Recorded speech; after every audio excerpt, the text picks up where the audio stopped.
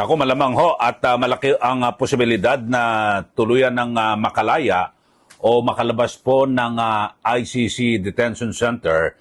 Ito pong si dating Pangulong Rodrigo Duterte. Ito'y kaugnay ng request ng kanyang abogado para po sa temporary release. Mga kababayan, at formal na po yan na inihain sa International Criminal Court. At ito po ay dadalhin sa hindi pa ho pinangalan ng bansa na kung saan ay dapat miyembro po ng ICC. So ito ho mga kababayan ay talagang napakataas po ng posibilidad at sabihin natin halos tiyak na dahil sa may binabanggit ho na yung prosecution, yung hanay po ng prosecution, mukhang hindi na raw po tututol. Kasi ang binabanggit ho dito sa paghahain po ng petition, nakalagay rin po na yung mga ICC prosecutors ay nagpahayag na po na hindi po sila mag-o-oppose o tututol dito po sa hirit na release sa ilalim po ng ilang mga kondisyon. Ayun ho. So maliwanag. So may mga kondisyon lang po yung prosecutors pero sila po ay hindi na po tututol. At ayon po dito sa abogado ni dating Pangulong Duterte na si Attorney Nicholas Kaufman, dahil sa yung yung chief prosecutors, naka-leave of absence pala, no? At ang prosecution ay kinumpirma na rin po, no, na wala pong oposisyon, no, o pagtutol dito po sa interim release. So kaya sa aking pananaw, mga kaubayan, kung walang pagtutol sa hanay ng prosecution, malamang na ho na kung saan ay makakakuha na po ng pansamantalang paglaya ito pong si dating Pangulong Duterte. At ang ilan po sa mga sinasabing kondisyon ay dadalhin po siya sa bansa na kung saan ay miyembro po ng ICC at handa po siyang tanggapin o mag-host dito po sa dating Pangulo. So bagamat ngayon ho, wala pa ho, no, na malinaw na binabanggit kung saan bansa. Pero may mga lumulutang, itulad ho, itong binabanggit ni isa po sa mga abogado, no, na yung accredited na ICC lawyer, siya po yung abogado sa mga sinasabing biktima ng extrajudicial killing, si Atty. Butuyan. May binabanggit ho siya, no? Ito, pakinggan ho natin. Sabi daw po nila may non-opposition ang prosecution. Do we have information regarding this? At tama po ba yun within the bounds of the rule na hindi na lang kakausapin din yung mga nagsampa ng kaso regarding this interim release? I think mali yung phrasing nila na the prosecution has already agreed to the interim release of the former president. No, the correct phrasing should be the prosecution will agree if certain conditions are met, no? Kasi merong mga conditions that the defense has admitted were imposed by the prosecution.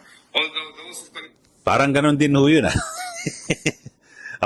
nagkakabalubulok ho yung pahayag ni Atty. Butuyan. Ang binabanggit ho, ang sabi niya ay hindi raw po tututol sa pero sa ilang kondisyon. Ganon din ho yun. Sinabi na nga ho, di ba, ni Atty. Kaufman na wala na ho na pagtutulong. Wala naman binabanggit na, walang kondisyon di ba? Ang liwanag po ng binabanggit ni Atty. Kaufman na ito ho, eksakto hong sinabi ho, kasi parang ginugulo pa ho ng abogado ng hindi umano'y EJK victims yung naging pahayag. Ito ho, ang sabi po, the filing also states ICC prosecutors have indicated they will not oppose the release under certain conditions. So, yun naman, liwanag naman Talaga naman may mga kondisyon. Siyempre, yung mga prosecutor na yan, okay lang, sige, hindi na kami tututol basta ito sa ilang kondisyon. Yun po, binabanggit ito ni Atty. Butuyan. At ito pa ho, pakinggan ho natin conditions are redacted, kumbaga confidential, so they're not available publicly. Right. Okay, meron ba tayong attorney precedent before na similar sa case ni former President Duterte, also in the ICC, na pinayagan ang interim release pending an agreement from another country? Meron ng a few instances when the ICC granted an application or request for interim release. Pero yung alam ko, mga minor offenses lang na involved, yung tungkol sa violations on interference on the administration of justice, yung mga nakikialam sa mga witnesses, yung mga nagsusuhol, who bribe witnesses or Yes, who threaten witnesses, no? And in some of these instances, the country that accepted to host this interimly released accused was Belgium. So, ang number one sa suspecha ko, the country who would most probably agree to host Mr. Duterte would be Belgium. Belgium. No? Because of its history, its past history of accepting interimly released accused. And second, it's very close to the ICC, Yes. to the ICC seat in The Hague. No? So kung mag-attend ng trial si Mr. Duterte, it's just, I think, even just less than an hour away, no? Yeah. Yung Belgium from The Hague. Can you explain to us? Okay, so yun ho mga kababayan, at mukhang tanggap na rin po ng abogado ng sinasabing EJK victims na talagang marirelease na po, no? Ito pong si dating Pangulong Duterte at kanyang pinangalanan na posibleng ang bansa na mag-host ay ang Belgium dahil sa malapit lang po ito sa The Hague, Netherlands, mga 1 oras lang po ang biyahe at may mga kasaysayan na rin na dito ho ay tumanggap na rin po, no, na nag-host na rin po sila na kung saan ay nakakuha po ng interim release. So ito'y pangsamantalang kalayaan. So maliwanag ho yan mga kababayan at well, mukhang wala na magagawa ho sila, no? Bagamat may binabanggit yung si Attorney Conti na dapat daw po konsultahin yung mga biktima at yung mga testigo dito raw po sa kasong ito. Parang nakakalimutan ho ni Attorney Conti na ang nag-uusap po rito yung depensa, abogado po ni dating Pangulong Duterte at yung nasa prosecution. Yung mga prosecutor ho, sila po ay kumakatawan dito po sa mga di umano'y biktima. Di po ba? Ganun lang ho yun eh. Ang tawag ho dyan, mga kababayan, yung mga prosecutor, sila po yung taga-usig.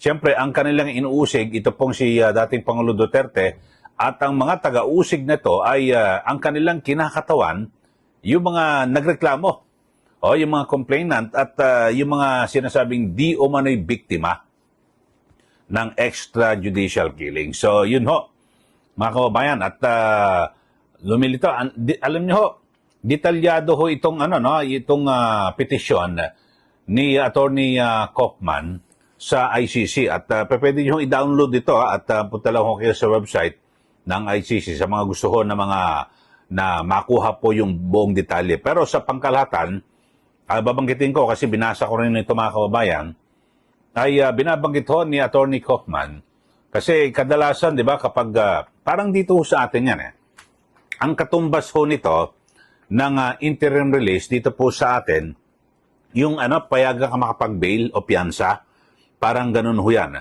At ang issue ho rito, mga kababayan, di ba, halimbawa, pag dito ho, ang akusado, magre-request ka o mag-motion ka sa korte, ang isa po sa laging madalas ho na yung risk, the risk of flight, yun ba, yung flight risk ka na baka tumakas ka.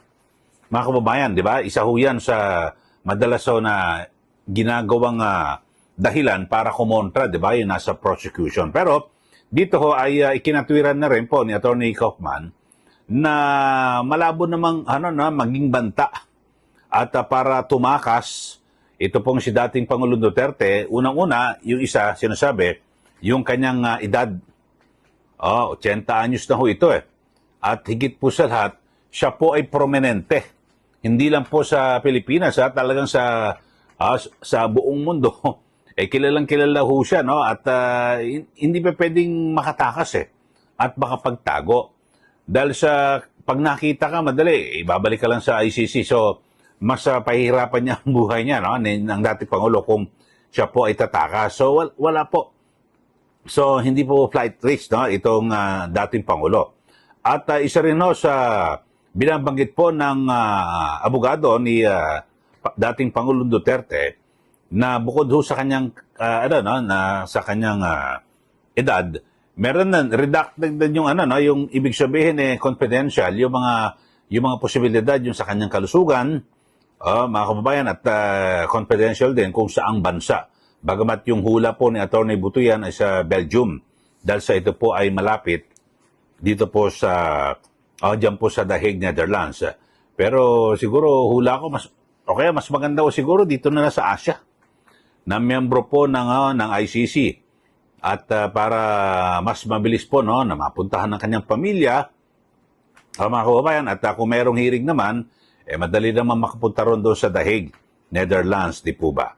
At yun ho. So kayo ho, mga kababayan, ano ba sa inyo pong pananaw? Ako, pananaw ko rito, kung hindi na po tututol ito pong mga prosecutors dito po sa kahilingan na interim release o temporary release para po kay dating Pangulong Duterte, malamang na ho ito. Siguro nasa 99.9% na ho ito, mga kababayan. At nakalagay din po sa petisyon na mismong ang kampo ho ng dating Pangulo ay siya ho nagtakda ng mga kondisyon na parang kumbaga sa mas mahigpit pa at mas mahirap pa yung kanyang ibinigay na kondisyon sa mga naunang mga akusado o na nakulong ho dyan sa ICC na napagbigyan. Ibig sabihin, sa mga nakaraan, yung kanilang mga kondisyon, pero nakalaya sila. Tapos ang ginawa ho ng kampo ho ng dating Pangulo, mas binigatan pa ho ang kondisyon. So, sigurado na ho ito na papayag na po ang korte. Di po ba? So, malabong na tumakas at hindi na sisiputin yung mga pagdinig dyan po sa ICC. Tapos, hindi siya flight risk. Tapos, yung kanyang edad. Tapos, yung may binabanggit, mga redacted lang kasi hindi binabanggit yung kung saang bansa. Tapos, kung ano man yung may mga parang lumilitaw, baka may karamdaman o basta issue pong medical o kung ano man, siyempre, matandaan na ho mga kababayan Di po ba? Normal lang ho yan. So, yun lang ho mga kababayan. At siguro, sa panig po ng EJK victims, di umano, yung kanilang abogado, wala na ho kayong magagawa. Yung prosecutor na mismo ang nagsabi na hindi po sila tututol. At bagamat, siyempre, may mga kondisyon. Natural naman. Lahat naman ho nagbibigay ng kondisyon. Sige, hindi na kami tututol. Basta't siguraduhin mo lang na ang iyong kliyente, halimbawa, mag-usap sila ng Atty. Kaufman, basta siguraduhin mo lang na ang iyong kliyente ay dadalo sa gagawing mga paglilitis o pagdinig sa The Hague o sa ICC. Yun lang, di pupunta sigurado. Kaya nga, hindi naman tatakas Okay, so yun lang ho mga kababayan. At sa mga bago lang ho sa ating channel, mag-subscribe na po kayo para kayo po ay laging updated dito po sa ating mga pagtalakay sa mga mainit na issue. Ulitin ko lang ho mga kababayan, yung ating tinalakay ngayon, naghain na po ng petisyon. Ito pong kampo ng dating Pangulong Duterte sa pamamagitan ng kanyang abogado na si Atty. Nicholas Kaufman. At nakasaad doon yung kanilang inisa-isa ho, yung kanilang mga kahilingan. At ako naman, ang aking pananaw at paniniwala na makakalaya na po, mabibigyan po ng temporary release ito pong dating Pangulo. Kasi bakit ho?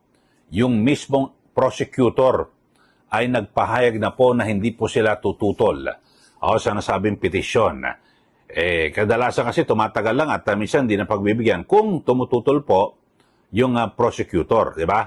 Yung sahanay po ng prosecution. Wala ho, hindi sila tututol At naglatag lang ho ng ilang mga kondisyon na sigurado naman yung mga kondisyon na yan, siyempre, yan na po ay susundin at tutup din ng kampo po ng dating Pangulo Duterte.